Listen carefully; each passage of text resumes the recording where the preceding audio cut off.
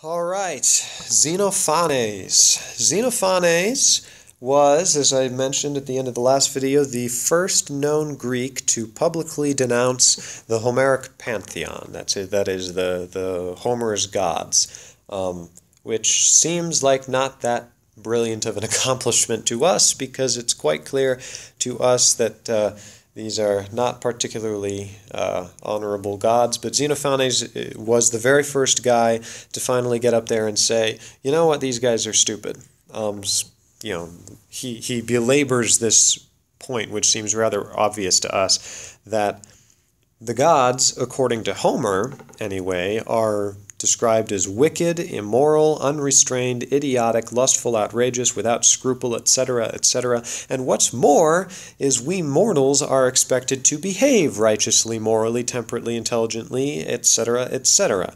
So there's a double standard here for one thing. And secondly, Xenophanes is basically saying that these gods are unworthy to be our gods. They are unworthy of our worship.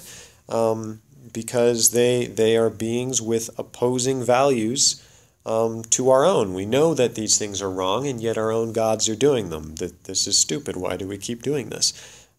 We have science now, in a certain sense. We have Thales. We have philosophy has sprung up. We're learning that the world can be predicted, and we don't have to worship these same kinds of gods, even though they are wicked. We don't need to fear them. Right? Because we're seeing that, whether or not you are praying in the temple to Dionysus or having your raves and tearing goats apart and eating them raw, whether or not you do that, the grapes are still going to grow. And sometimes when you do it, the grapes grow great, and sometimes when you don't do it, the grapes grow great, and sometimes either way, the grapes don't grow, and you're screwed. So Xenophanes is saying, listen, we can figure this out. We don't have to rely on these gods. We're more specifically, we shouldn't feel like we have to submit ourselves to these gods who we don't really like and we consider to be immoral. Now, the important thing here is that we're generally used to, when someone's criticizing the current gods of their time, it's usually because they usually come to the conclusion that there are no gods. This is not the case with Xenophanes. Very, very far from it. Xenophanes is more of a religious reformer. And what's very interesting in that he is a monotheist, a devoutly monotheist, and belabors almost as much as he does how bad Homer's gods are by saying that really there's only one God. And I'm going to tell you what the true nature of that God is. He's the one true perfect God. And this becomes the basis of what we call the God of the philosophers later on. And you can see very clearly how there is a direct influence from Anaximander on Xenophanes' conception of this God, because he's moving from these very human Homeric gods, right, to these very human, very fallible, very dynamic, have a lot of character to them. But Xenophanes is getting away from that and saying, no, that's not how it is. We don't have to deal with that anymore. What it really is much more like Anaximander's boundless.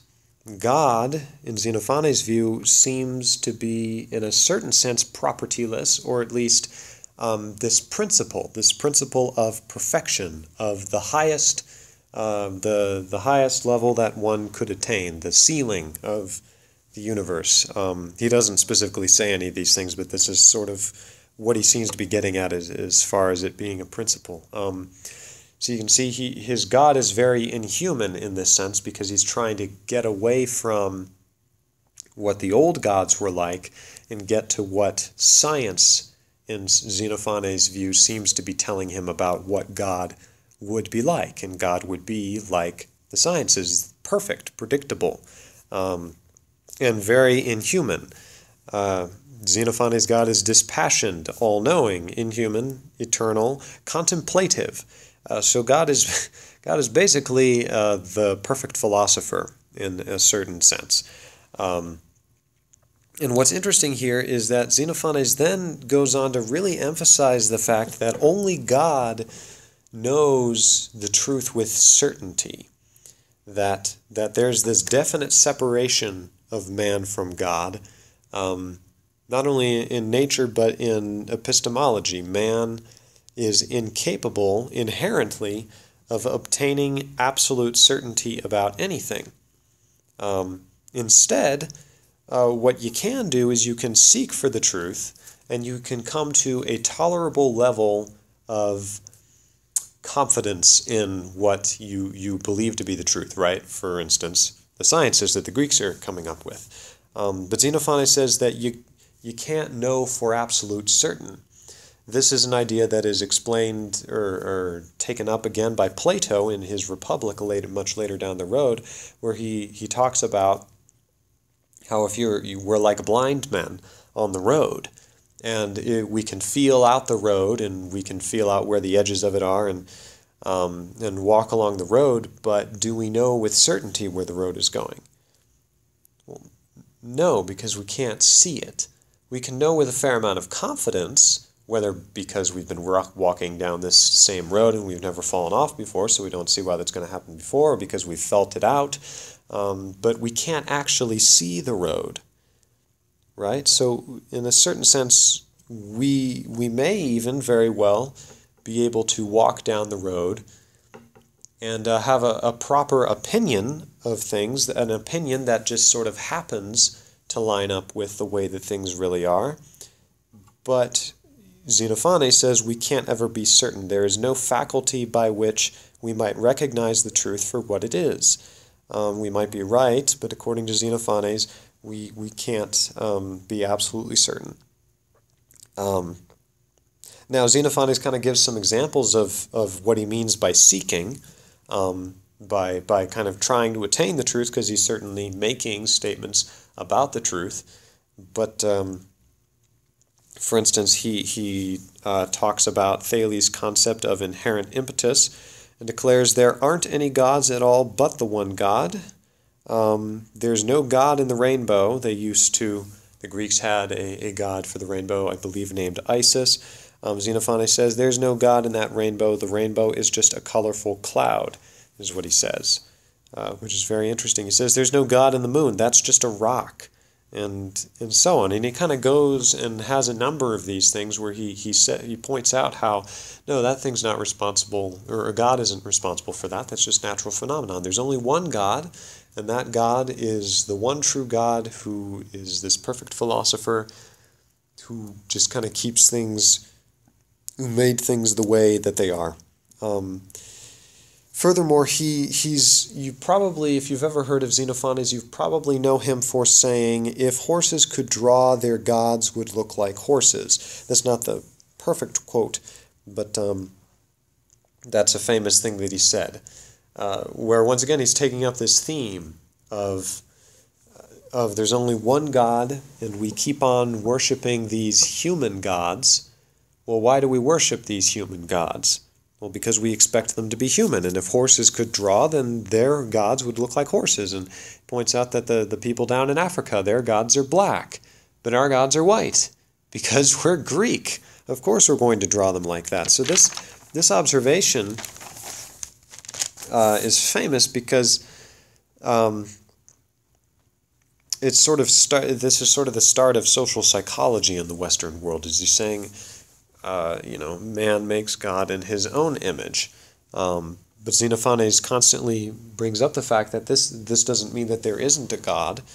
It just means that the God must be without property, because otherwise how could he be the God of both the horses and the humans and the people down in Africa? He really did help reinforce and bring to life Anaximander's ideas about the boundless, and was very influential on philosophy for the remaining years. So that's Xenophanes. So another figure that I've included in this video is Pythagoras. So there's Xenophanes and there's also Pythagoras. They were basically around the same time as far as this history is concerned. Pythagoras, unlike Xenophanes, was not so strictly or rationally scientific.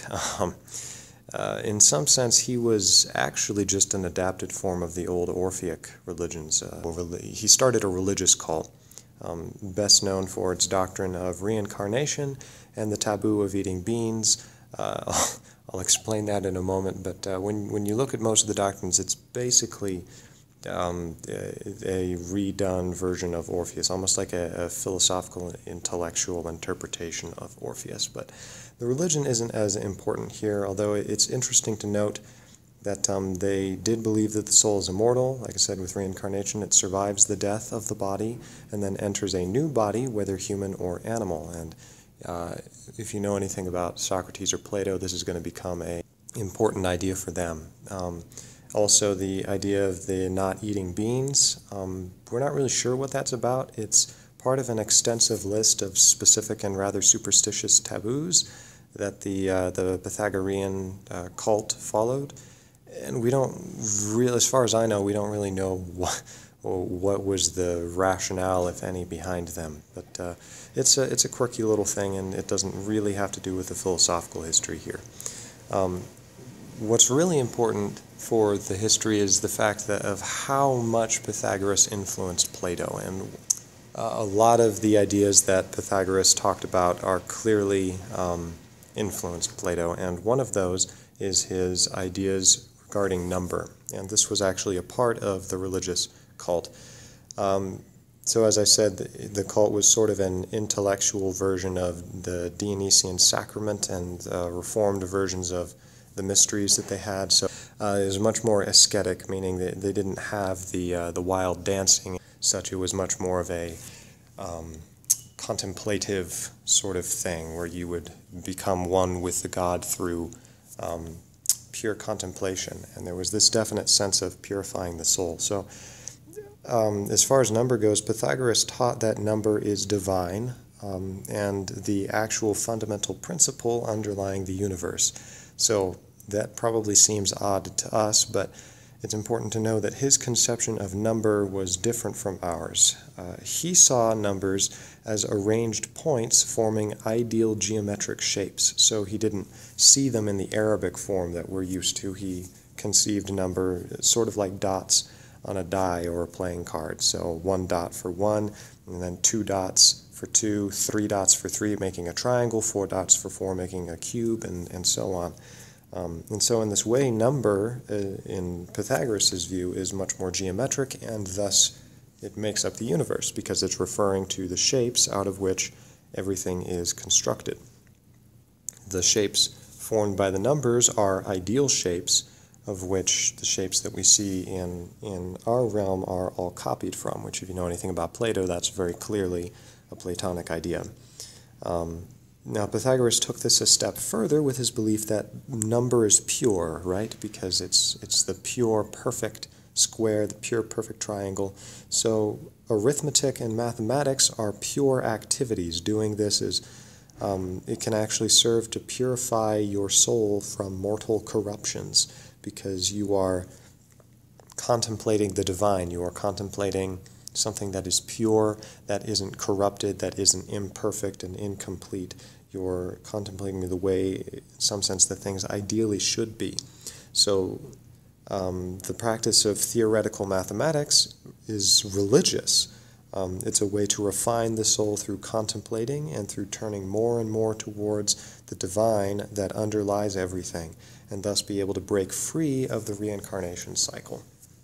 Now, it's important to note that this is a very interesting development in the philosophical school, because we haven't seen mathematics, you could say, deified in this way before.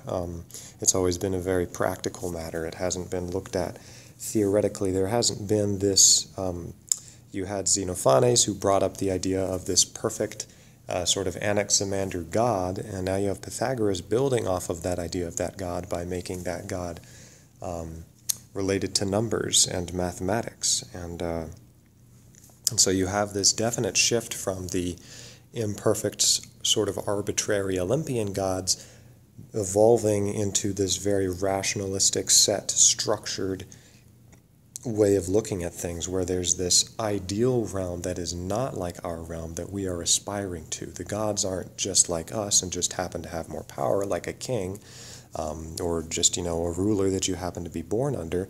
Now it's the way that things should be. And so this is just a totally different mentality, and people are really starting to think and really starting to look at things differently. So that's Xenophanes and Pythagoras, this shift into sort of this interesting new way of conceiving religion once and for all. That was very influential on later thought, Plato in particular. Next time, we're going to be talking about one of my favorite philosophers, ancient Greek philosophers, Heraclitus, who brings his own very influential ideas to the table, and makes a very interesting development in this story. So thank you for watching, and put any comments or questions that you have in the comments section, and I will see you in the next video. Thank you.